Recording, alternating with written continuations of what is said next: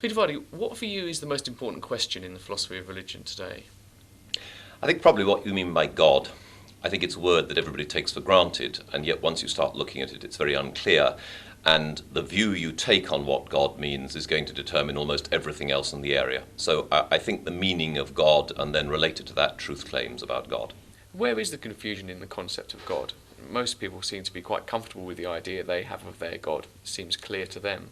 Well, there are many different alternatives. If we take people like St. Augustine or St. Thomas Aquinas, they have an idea of God which possibly derives from Aristotle. God is beyond time, beyond space, timeless, spaceless, immutable, wholly simple, totally lacking in potential.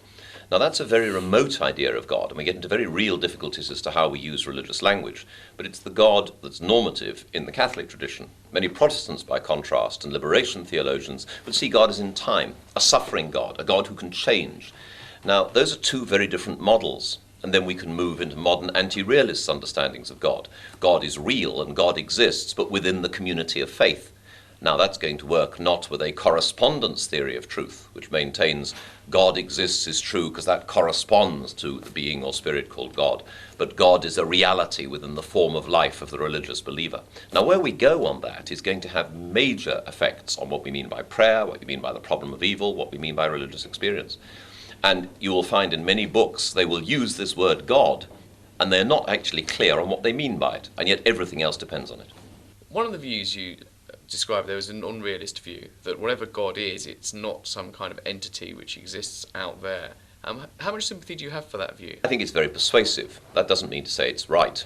But the idea of this is a lot depends on the educational framework into which we're educated. And it stems from Wittgenstein. I don't actually think anti-realists are faithful to Wittgenstein himself. But if we were born in Tibet, we would be Buddhists. If we were born in Iran, we'd be Muslims. A lot does depend on our educational framework. And I think the biggest challenge for theology is often one that theologians haven't woken up to yet, at least not sufficiently, and that is how you establish reference. Now, the anti-realists maintain God is real, God exists, but that reality and that existence is within the form of life of the believing community. There is no being or spirit. And it's persuasive, as I say, can account for a lot. Traditional Christians, Muslims and Jews want to say, no. God exists because that corresponds to the being or spirit called God who created and sustains the universe. They want to maintain reference. And I think the biggest challenge to theology is how that reference is maintained. There are basically two alternatives. In the Catholic tradition, traditionally, philosophy has been able to do it. So Aquinas' 5 ways. We can establish reference by using reason. Then we will get Reformed epistemologists, the Protestant tradition, say, no, we rely on revelation. But both of those have got difficulties. Many people don't think the arguments for the existence of God work, and if you go for revelation, which one do you go for? So the challenge for theology is, here we have our framework within which we explore what is said in theology. How do we know that language refers?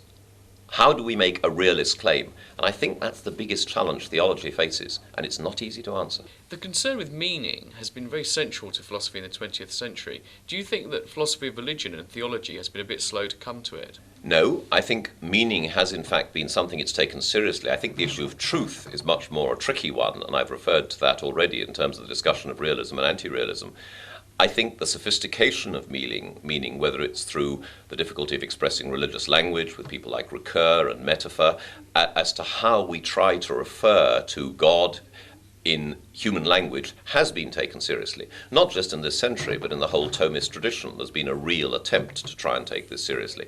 And I think a lot of philosophy of religion does concentrate on the issue of meaning. My worry is that you can't separate meaning and truth. Meaning is one thing, truth is another. And I think philosophy of religion brings to the whole study of theology a concern for truth as well as a concern for meaning. And I think the two are related and they're inseparable.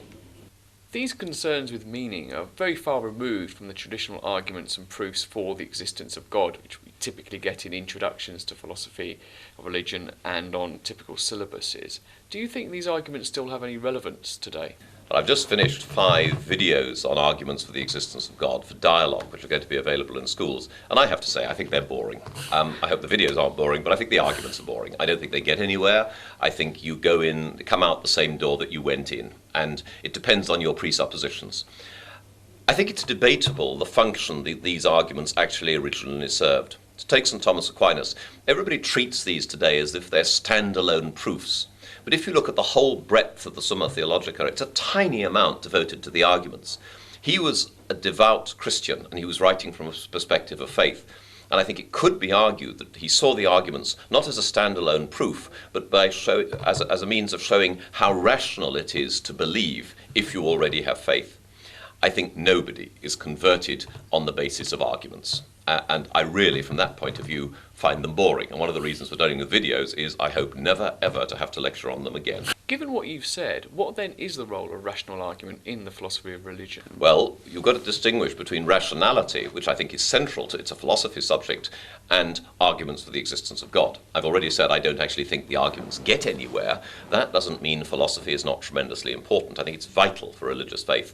And I think the relationship between philosophy and theology, certainly within Christianity, has always been central. It was also found in the Kalam tradition in Islamic philosophy. And it's to try to understand what one is saying as a religious believer, or to engage in a debate with non-believers. Unless you can clarify that debate, we can't actually get anywhere.